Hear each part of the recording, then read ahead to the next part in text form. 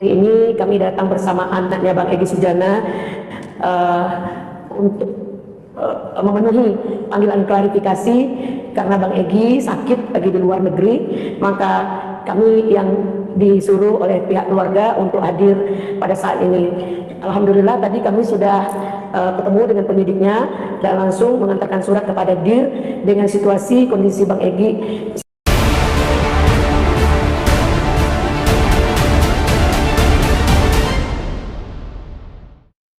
Kami justru happy.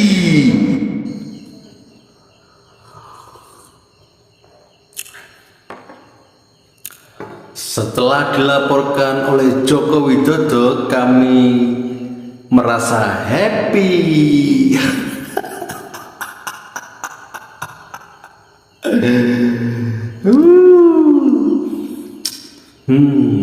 Bacan dipanggil, enek panggilan. Gak hadir, alasannya sakit. Berobat ke luar negeri.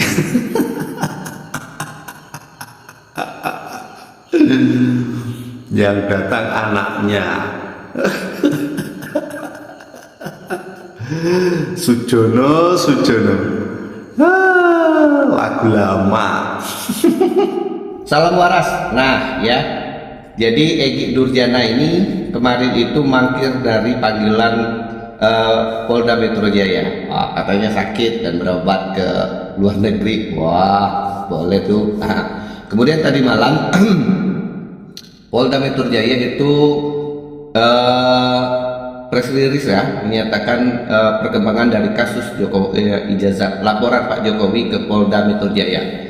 Jadi Polda Metro Jaya itu menyatakan benar Pak Jokowi itu melaporkan bahwa dia itu difitnah ijazah palsu. Nah, dia tidak menunjukkan siapa-siapa orangnya, namun hanya menduga.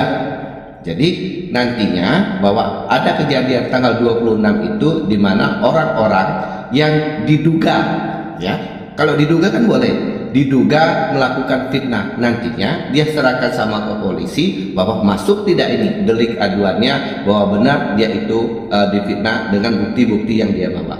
Berbeda dengan rombongan Roy Suryo dan kawan-kawan yang mendapatkan scan ijazah dari media sosial, dia analisa dan sudah menyatakan bahwa ijazah Jokowi palsu 100.000% palsu.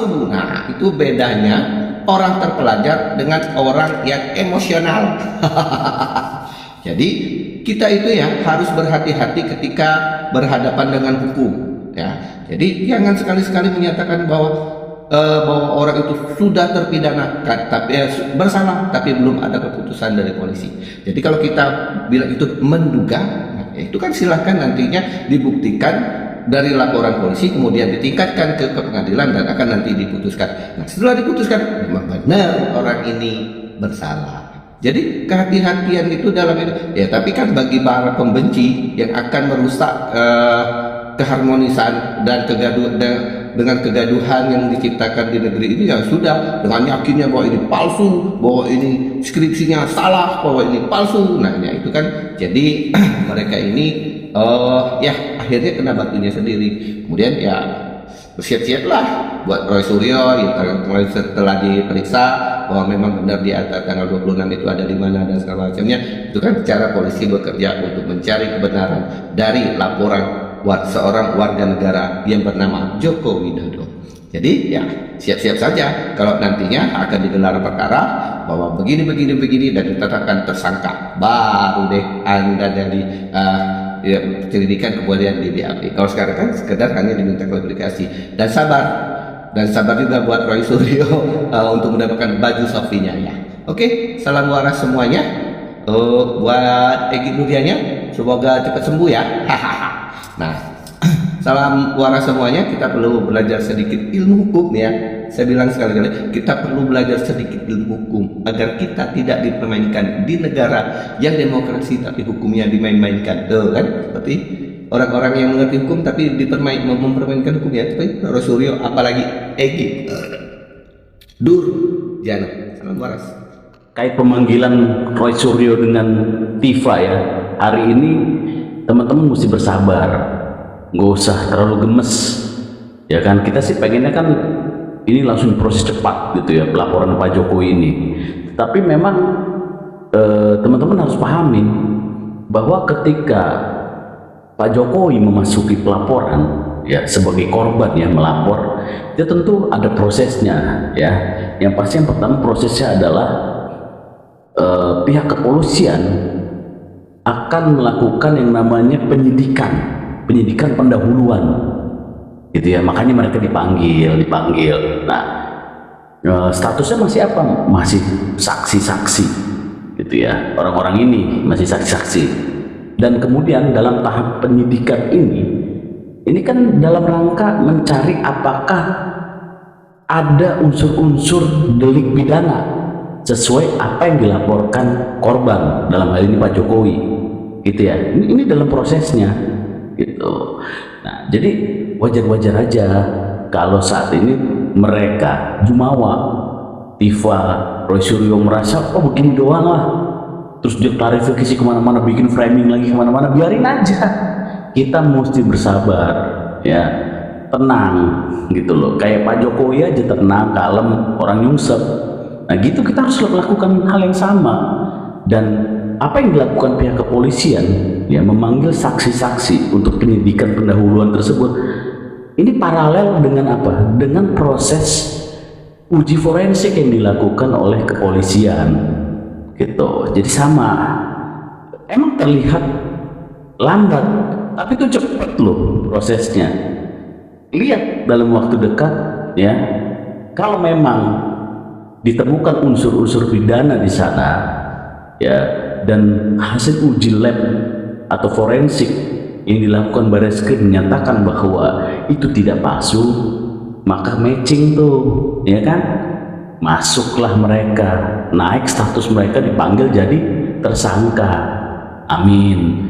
Nah ketika masuk tersangka maka diputuskanlah ya kan, tangkap, proses pengadilan. Itu kan maunya teman-teman sama. 3 tahun saya pembohong ijazah palsu. Matanku Pak.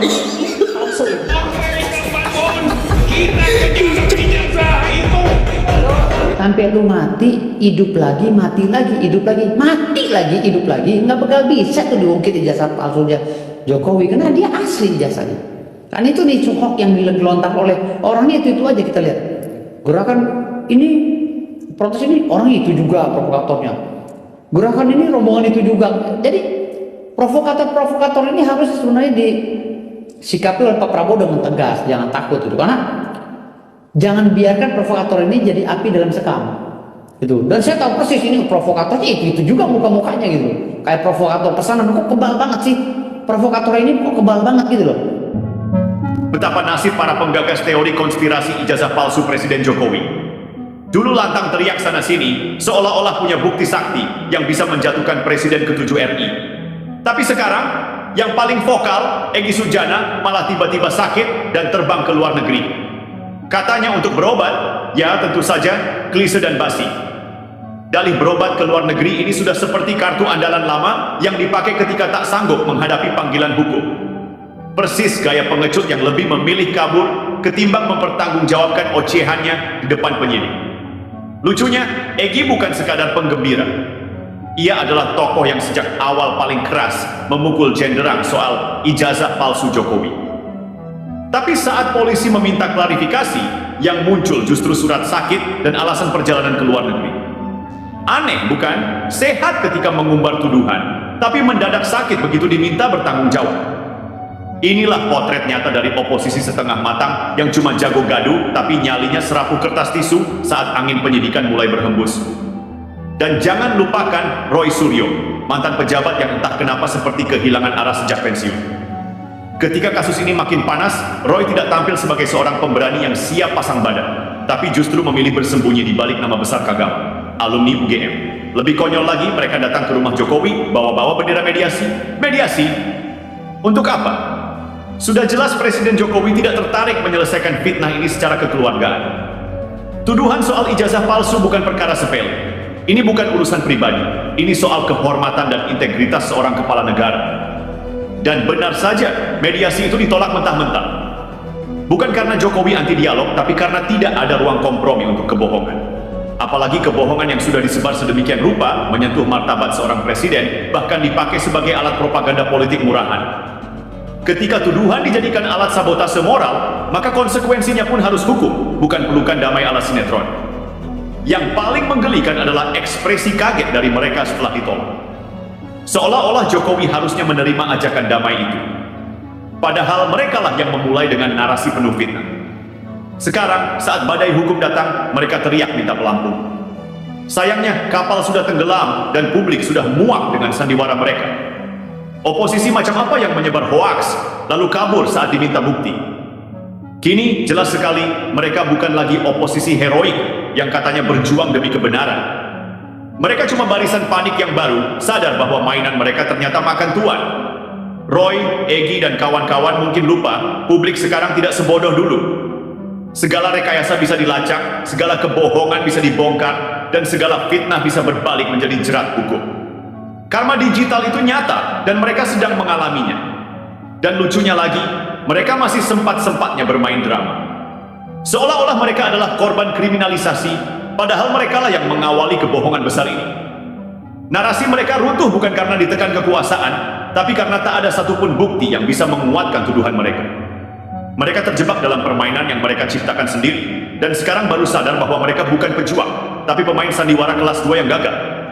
Lihat saja pola tingkahnya, bikin gaduh di media sosial, lempar tuduhan ke publik tanpa dasar.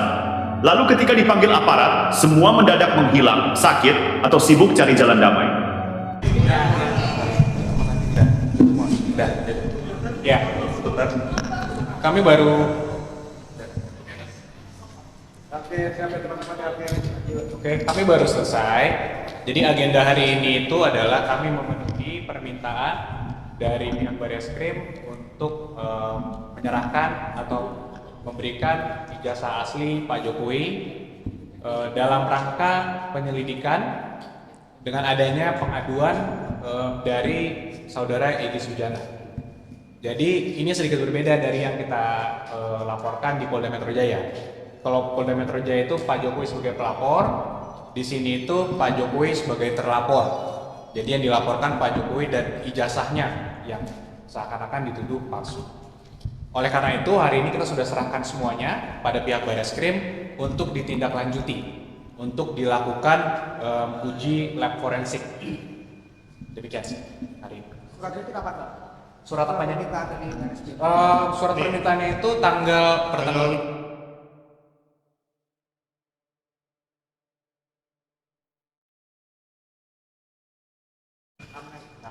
untuk datang hari ini untuk menyerahkan dokumen tersebut. Untuk hari ini?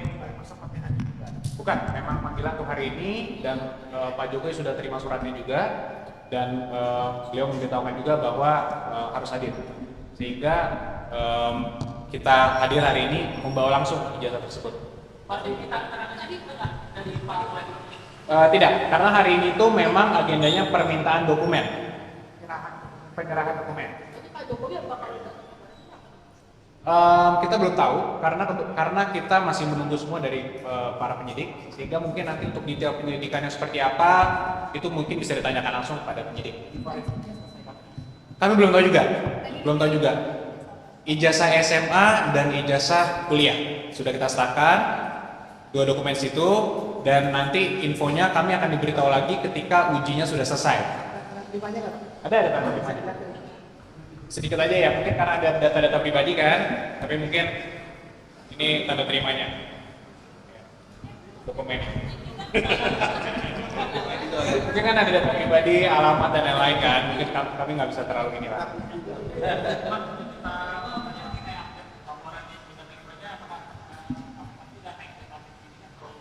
Kami belum mendapatkan informasi lebih lanjut lagi untuk yang di situ. Jadi kita masih menunggu, kita menghormatilah semua proses penyelidikan yang ada, yang di Polda maupun yang di Barreskrim ini.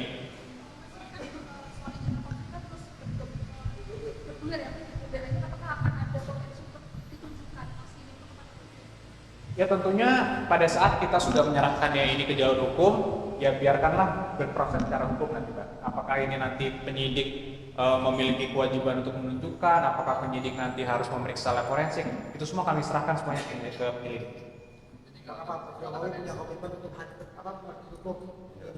Sangat. Oleh karena itu Pak Jokowi kan hari ini juga melalui kami tentunya menyerahkan dokumen tersebut. Artinya sebenarnya ini bukan laporan yang kami sampaikan di Polda Metro Jaya. Ini adalah laporan masyarakat, laporan terhadap Pak Jokowi dan terhadap ijazahnya.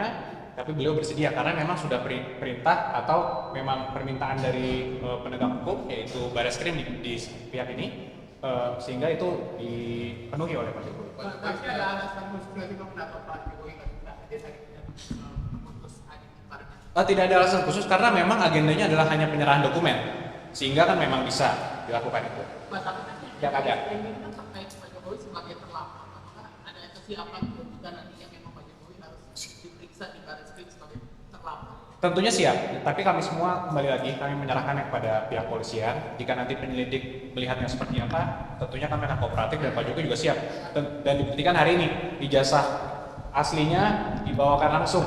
Dan ini kan sebenarnya juga kembali lagi ijazah ini kan adalah dokumen pribadi dan sensitif yang sudah disimpan puluh-puluh tahun sehingga dibawakan langsung oleh tentunya orang yang dipercayanya, yaitu ada keluarga juga dan juga ada ajudan pribadi juga. Itu dibawa langsung hari ini, langsung diserahkan. Nah ini sekarang kami juga menyerahkannya kepada pihak penyelidik untuk melakukan apa yang memang perlu dilakukan sesuai dengan hukum acara. Sehingga nanti ketika selesai, infonya kami akan diberitahukan dan nanti kita biarkan untuk penyelidikan berjalan sebagaimana mestinya. Berarti itu boleh nanti ditampilkan ke publik atau soal ijazahnya?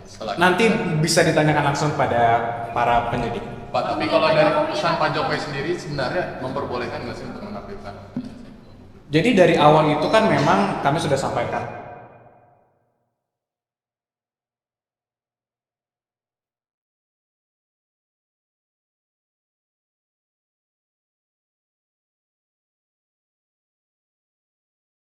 Untuk mengambil langkah hukum, apakah nanti memang di persidangan perlu ditunjukkan, yaitu tentunya kalau memang perlu, ya kami dukung.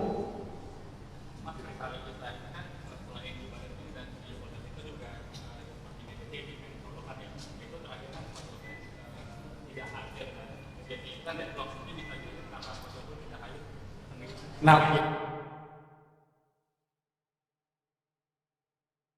untuk permatirkan kami yang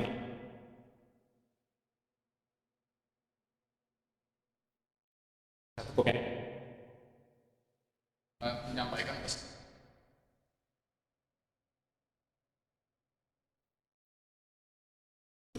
bahwa dokumen ijazah untuk menyerahkan di Barreskrim ini, jadi hanya diperintahkan seperti itu aja karena kita sebagai ahli hebat percaya untuk membawa dokumen ini. Dan sekarang sudah diserahkan ke Barreskrim dan nanti untuk selanjutnya untuk bisa menerangkan adalah dari penasihat hukum maupun di Barreskrim. Hanya itu aja. Ya cepat selesai ini dan cepat gamblang gitu, ya kan? ada pesan khusus nggak yang disampaikan oleh Pak Jokowi? Tidak ada, hanya membawakan dokumen ini aja untuk diserahkan ke Barreskrim.